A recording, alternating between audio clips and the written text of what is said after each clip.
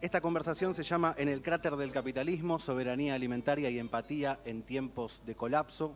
Hay una pregunta central que recorre la mesa, que es ¿qué relación hay entre la pandemia, el apocalipsis, el capitalismo y la producción de alimentos? A modo de introducción, decir que con la pandemia prosperaron visiones del fin del capitalismo. Nuestro tema es pensar el colapso y el después del colapso, porque tengo una buena noticia, parece que hay después del colapso. Y esto lo vamos a conversar con Franco Bifo Berardi, filósofo italiano que ahora está en España, que viene ensayando en los últimos tiempos la idea de que la pandemia dejó en evidencia que estamos viviendo en el cadáver del capitalismo, pero el problema es que estamos atrapados en ese cadáver. Entonces tenemos que ver cómo nos la ingeniamos para salir de esos huesos de un sistema que está atravesando nuestro esternón, digamos. ¿Qué ejercicios tenemos para sacarnos justamente todos esos huesos de un sistema vetusto? La pregunta es si estamos a tiempo de desarrollar formas más justas, más solidarias de poder relacionarnos, y por eso esta hermosa alianza inesperada o cruce inesperado hasta hoy de Bifo desde España con la Unión de Trabajadores de la Tierra, esta organización que nació hace 11 años como forma de reivindicar el derecho a la soberanía alimentaria, el acceso a la tierra, las condiciones dignas de trabajo y los derechos campesinos.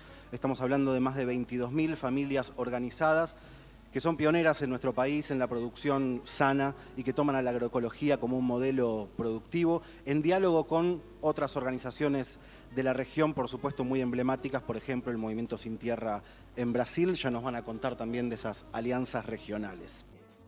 Los procesos que el capitalismo, el extractivismo, el colonialismo han puesto en marcha en las últimas décadas y también en los últimos siglos, es un proceso que ya se presenta como irreversible. Irreversible es el incendio de los bosques, de las forestas del mundo. Irreversible es el calentamiento. Irreversibles son las catástrofes que se van manifestando cada vez más frecuente. Irreversible es una palabra que no se puede decir cuando se habla política. La política no puede coexistir con procesos de irreversibilidad.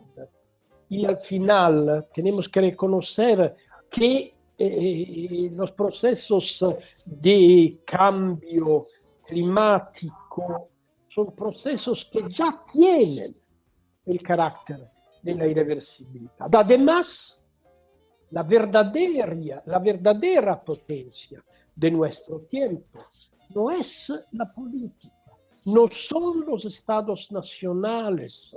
La verdadera potencia de nuestro tiempo son las grandes corporaciones globales de la energía, de la farmacéutica, de la comunicación, etcétera, de la financia, sobre todo, naturalmente.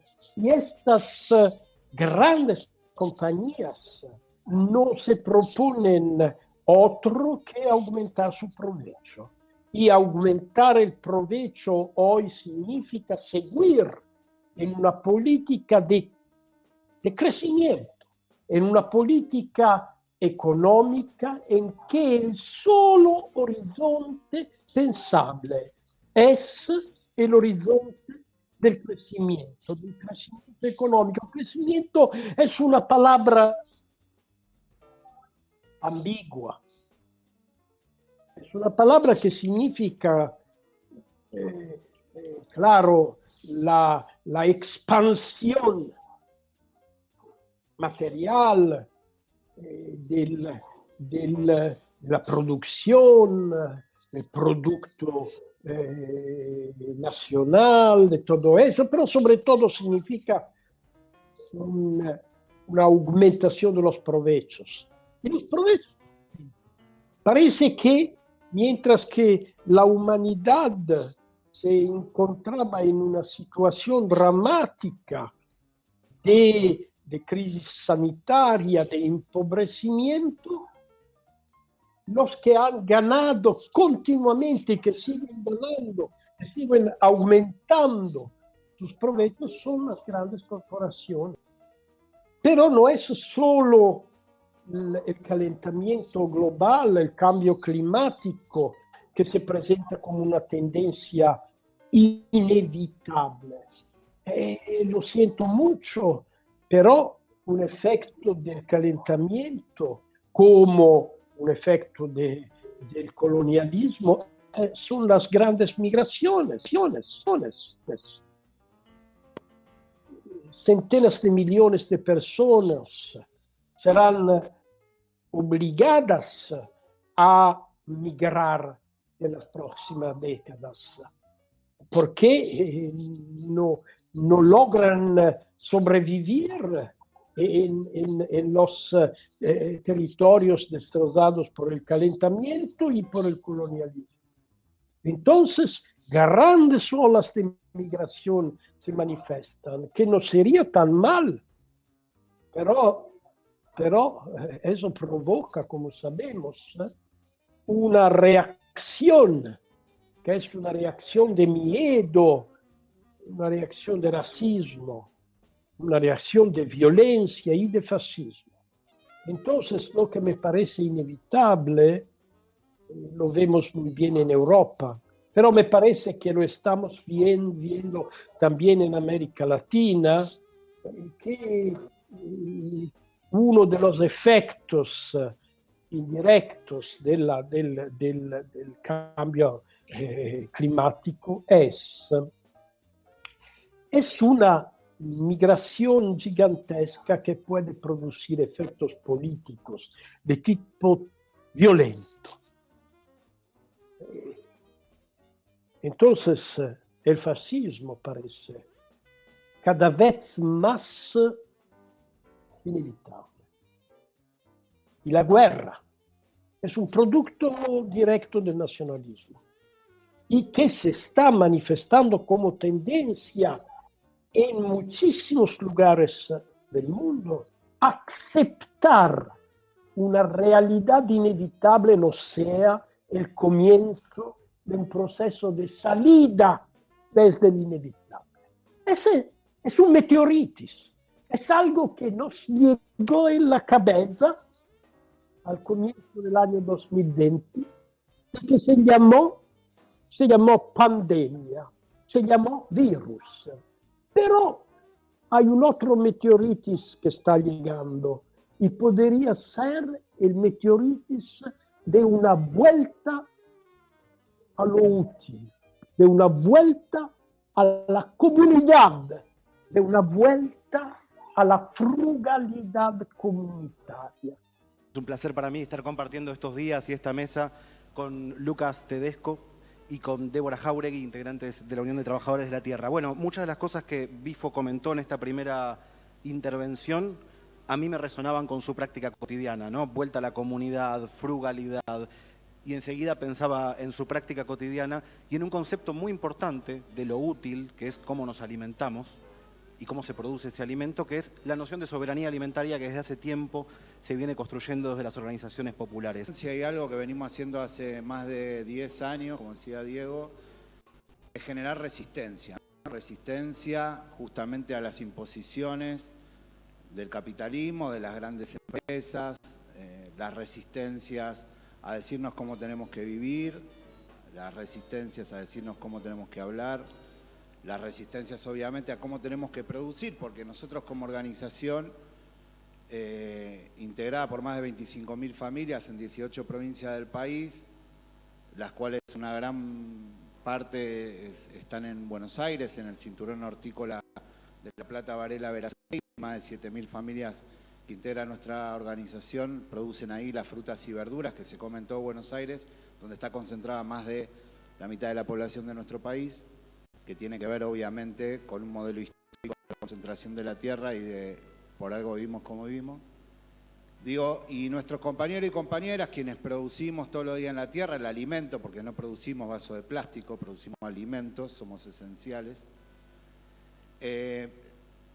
Nada, esta situación de la distribución de la tierra, ¿no? También, que es algo políticamente que hay que discutir.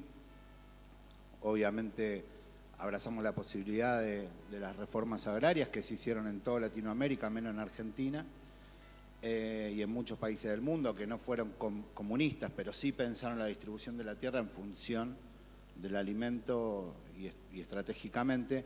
Pero digo, hoy las grandes empresas en nuestro país como Bayer, Monsanto, desde la década de los 90, fuerte acá, nos dicen cómo tenemos que producir. Le dicen a nuestros compañeros que más del 85% son de pueblos originarios, aymaras, quechuas, tonocotec. Digo, nuestra organización está compuesta por muchísimos pueblos originarios, que son ellos los que traen la sabiduría ancestral de la producción de los alimentos, que la ciencia pone todo el tiempo en discusión, porque dice, che, mirá, nosotros para tantos habitantes en el mundo necesitamos producir de otra manera, es la ciencia la que le va a dar la posibilidad al mundo de alimentarse, porque si no los alimentos, como dicen ustedes, no van a alcanzar. Totalmente una mentira, y justamente lo que están poniendo en peligro es la vida, ¿no? Hoy nuestro país, la Argentina, es el país en el mundo que más glifosato tira por habitante. 15 litros de glifosato por habitante recibe nuestro país. O sea, nos bombardean continuamente con los venenos. El sujeto del campesinado, porque si no, de que, a ver, yo vengo, digo cualquier cosa acá, digo, y primero teníamos que construirnos otra vez, resurgir, hablar de campesinado en la Argentina.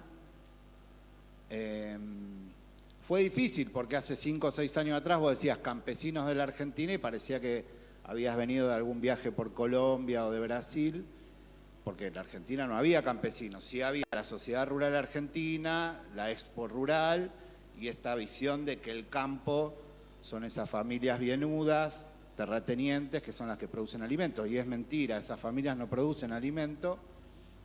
Cuando dicen que la Argentina es el granero del mundo y que le damos de comer a millones de personas, miles de millones de personas, es una mentira también total, porque la Argentina no produce alimento para miles y miles de personas en el mundo, sino lo que genera son commodities, especulación con el dólar, y son esas grandes empresas que nos tienen entrampados en este modelo de producción que nos contamina. La organización crece día a día desde hace 11 años a través de lo que nosotros consideramos que es la democracia de base.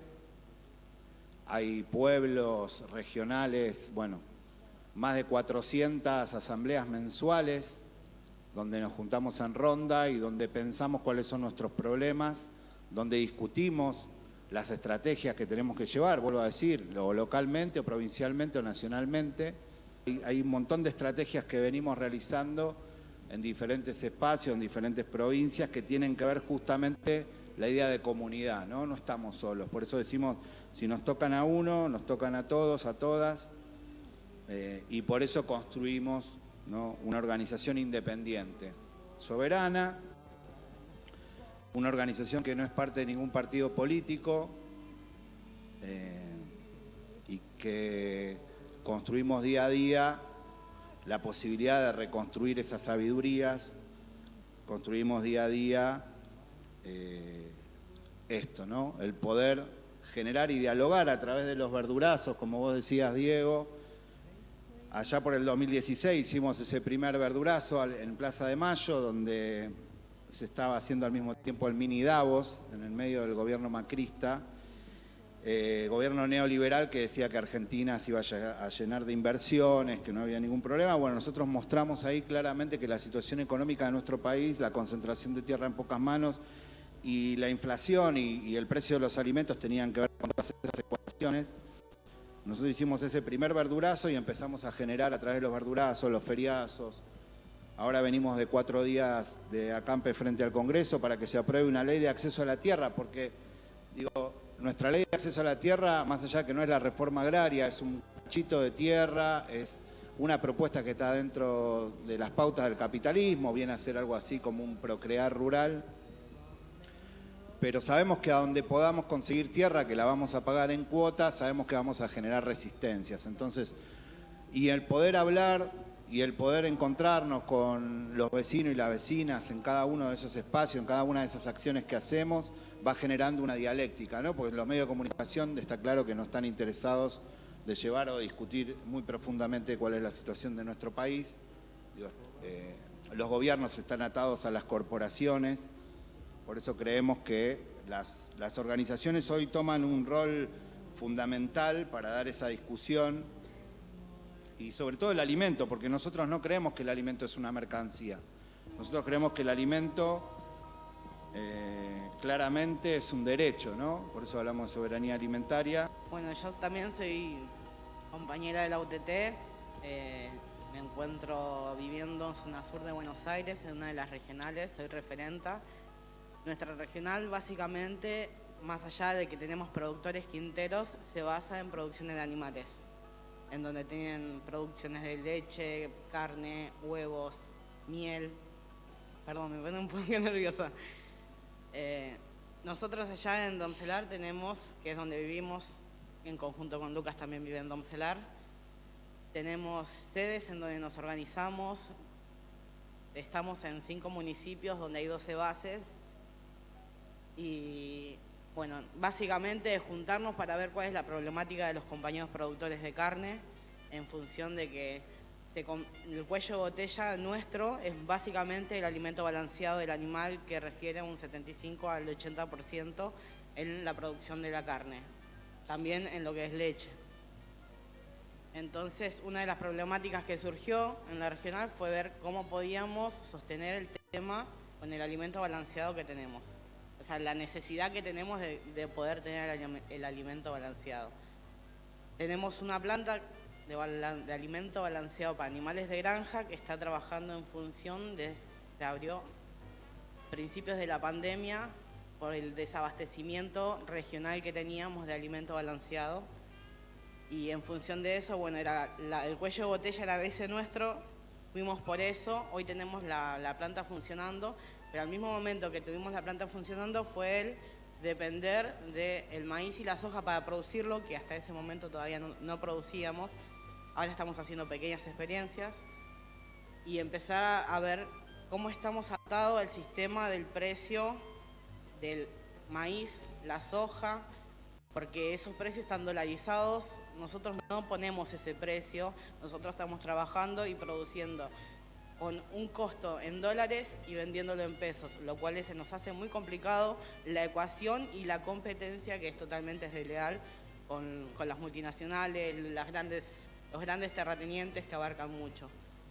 También, bueno, una de las cuestiones que tenemos fue el tema de la comercialización de los productos, y ahí no estoy hablando solamente de carne.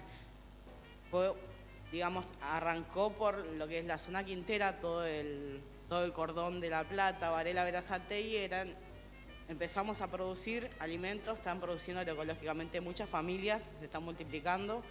¿Y qué hacemos? ¿Cómo comercializamos nuestro alimento? El quintero está acostumbrado, que viene el camión, que les carga de culata, les dice, bueno, yo te pago tanto, y espera una semana, con suerte les pagan, muchas veces no reciben el pago del alimento que se están llevando, otras veces no les levantan la cosecha y las tienen que estar tirando. Entonces ahí empezamos a ver, bueno, nosotros tenemos que tener nuestros propios almacenes, tenemos que tener un lugar físico donde podamos vender. Se empezó a hacer de a poco los primeros almacenes. El primer almacén fue en Domcelar, un almacén de campo en donde poníamos los productos de los quinteros, los huevos de los compañeros que hacen producción de gallinas, miel de los compañeros, y se fue diversificando, cada vez teníamos más cantidad de producciones y bueno, empezamos a descentralizar un poco también regionalmente. Varias regiones tenían sus producciones y no teníamos dónde ubicarlos. Hoy por hoy tenemos un montón de almacenes soberanos, tenemos mayoristas donde podemos ubicar la producción de los compañeros y donde la gente tiene dónde acercarse para conseguir un alimento a precio justo y sano.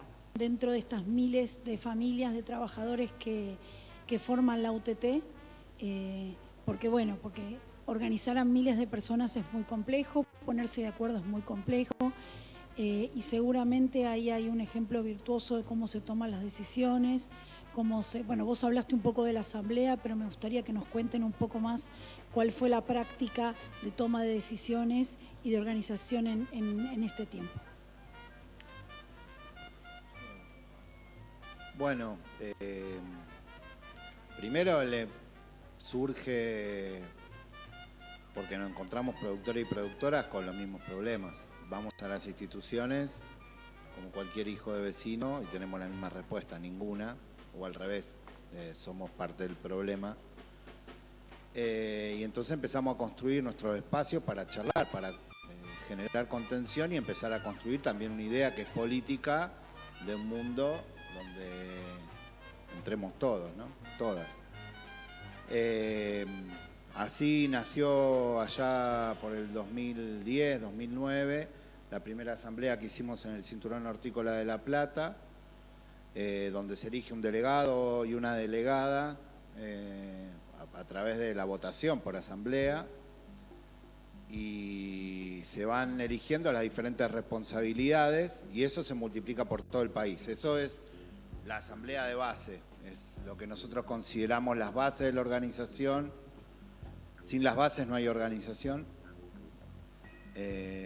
Y después en el último, o sea, en el crecimiento que fue dando la organización, sobre todo desde el 2016 para acá, donde logramos esa visibilización a través del verdurazo, que fue llevar la protesta a la ciudad. Nosotros somos del campo, vivimos en el campo, producimos alimentos y decíamos, che, el problema del alimento no es, o el de la producción no es un problema de los campesinos o las campesinas, ¿no? Es un problema de todos.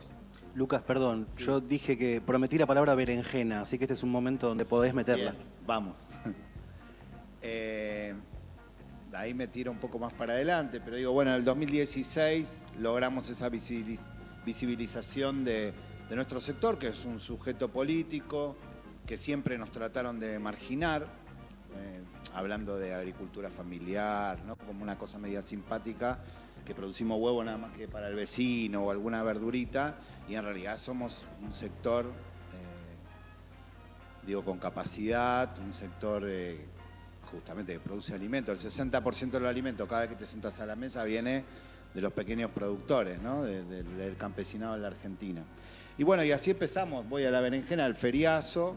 Uno de los feriazos que hicimos en la ciudad de Buenos Aires, La Reta, durante el gobierno de Macri, que fue la primera represión que sufrimos fuerte, donde volvemos a llevar la discusión de, bueno, cuál es el modelo de producción y por qué los precios. Nosotros decíamos, sin intermediarios y con tierra para producir en manos de los campesinos y las campesinas, el precio del alimento puede bajar. Hicimos un feriazo en Constitución, lo encontramos, bueno, con la policía de La Reta reprimiéndonos, y en ese momento, que para mí fue una síntesis de una situación que estaba viviendo el país y quizás que vive la población mundial, fue en el medio de la represión, con todos los soldaditos de La Reta, de fondo la señora, ¿no? Levantando la berenjena del suelo, en un acto de, che, me voy a llevar esta berenjena a mi casa porque está tirada en el piso, yo tengo hambre, vine acá a llevarme algo de verdura para mi casa, y poco le importó la represión también, ¿no? Es una imagen, ¿no? En el fondo gases, balas de goma, palos. Por eso después hicimos una gran movilización, que era, ¿qué elegís? ¿Elegís la lechuga o los palos? Que esa fue una gran movilización. Bueno, de esa manera se nacionalizó la organización y empezamos a armar una estructura que tenía que ver con más allá de las bases, con la estructura más provinciales, y después, al sumarse más de 18 provincias, decidimos armar nuestras asambleas nacionales. Hay que ver esto, ¿no? Con el lugar que nos fuimos construyendo dentro de la organización a través de los años. Entonces, la democracia de base creo que es lo que nos representa, y en esta construcción de la organización, como decía Diego, nos vamos encontrando con organizaciones hermanas en toda Latinoamérica que están pasando por lo mismo, qué sé yo, Anamuri en Chile, con Amuri en Paraguay, el Movimiento Campesino en Paraguay, el MST en Brasil, el MPA también en Brasil, bueno, compañeras y compañeras de todo el mundo, el campesinado y pueblos originarios, vuelvo a decir. El despojo ha hecho que de alguna manera nos mezclemos y que las organizaciones que nos tomamos en serio la construcción de la vida nos volvemos a organizar, ¿no? Y creo que básicamente es eso.